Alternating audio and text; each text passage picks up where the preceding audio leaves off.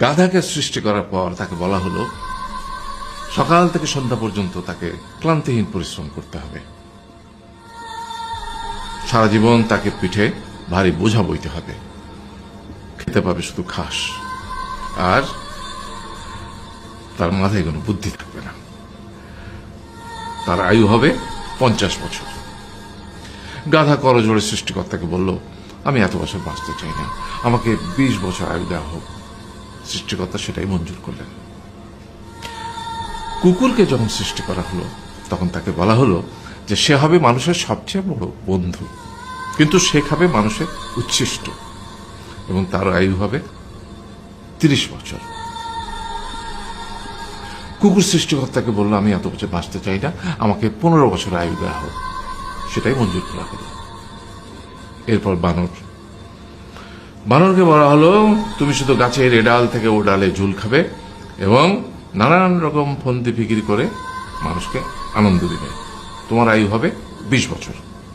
বানর বলল, আমি 20 বছর বাঁচতে চাই না, আমাকে 10 বছর দেওয়া হোক। সেটাই মঞ্জুর করা হলো। এবার এলো পুরুষ মানুষের পালা। তাকে বলা হলো যে তুমি হলে প্রাণীকুলের মধ্যে সবচেয়ে বিচক্ষণ এবং বুদ্ধিমান, সেই জন্য তোমাকে প্রাণীদের শিরোমণি করা হলো এবং তোমার আয়ু হবে 20 বছর।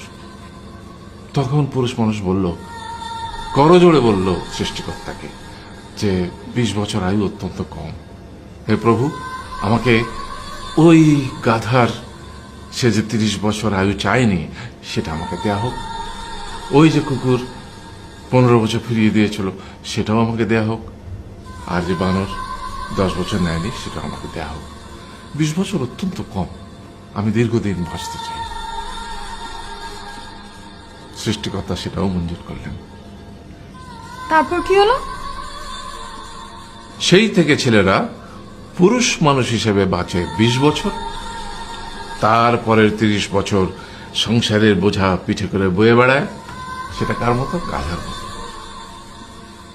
তারপরের 15 বছর সে তার ছেলে মেয়েরা যা দেয় সেই রকম ঠিক কুকুরের মতো উচ্ছিষ্ট খেয়ে বাঁচে।